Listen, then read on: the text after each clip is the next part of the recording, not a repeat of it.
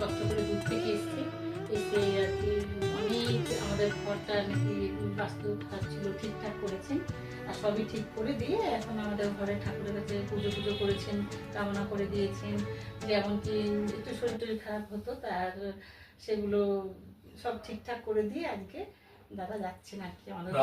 হ্যাঁ, আমাদের কথা শুনে দাদা রাধে রাধে এই 3 বার আসলো, অনেকটাই ভালো হয়েছি। আগামী যেন দাদাকে সবাই একটু ইসে করুন, কেন দাদা সত্যি ভালো, রাধারানী কৃপায় হচ্ছে, আমি কিছু না। রাধারানী আমাকে প্রচুর ভালো মানুষ, রাধারানী আমি ভীষণ ভালোবাসি রাধারানীকে। রাধারানী কৃপা অবশ্যই আছে, সবাই সুস্থ থাকবে আশা রাখি। আশা রাখি এই বাড়ির সবাই সকলে ভালো থাকবে, নেগেটিভ এনার্জি চলে যাবে, পজিটিভ এনার্জি আসবে, সবাই সুস্থ থাকবে, ভালো থাকবে, এবং এই কামনা আমি রাধারানীর কাছে প্রার্থনা করছি।